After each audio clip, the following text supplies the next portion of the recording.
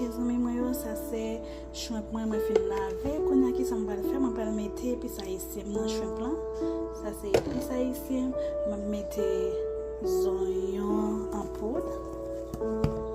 Mwen mette garlic en poudre. Mwen mette persil lâché. Mwen mette un petit poivre pilé. Un petit poivre en poudre. Et puis, je vais mettre paprika. Ok, amis mieux. Et puis, qu'est-ce que ça me fait? Je vais mélanger tout ensemble. Un petit jus citron.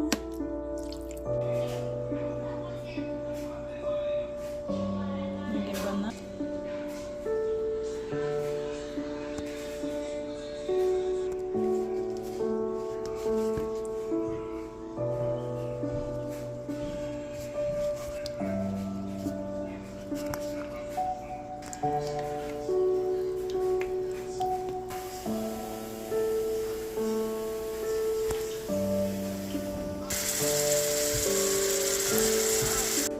Let's transport some robots.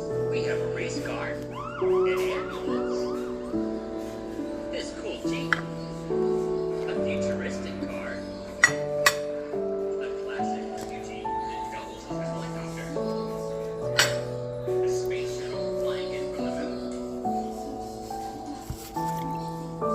and finally, a jet fighter.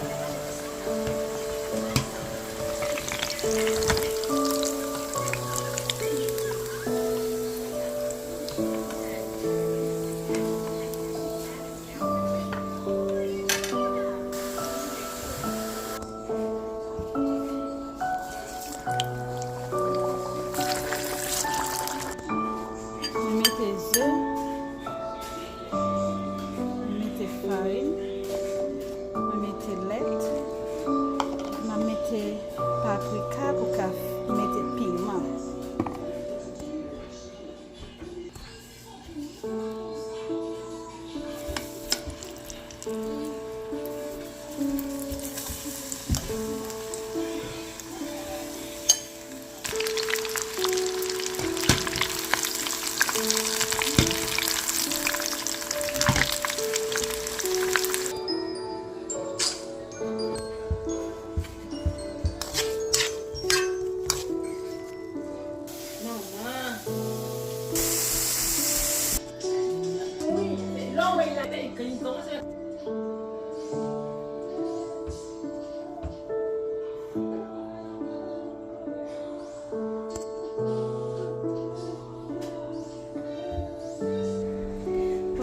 Zami mwen yo, se konsan maman ki ten tante la kay mwen jodi. Gade, jan ou manje ben.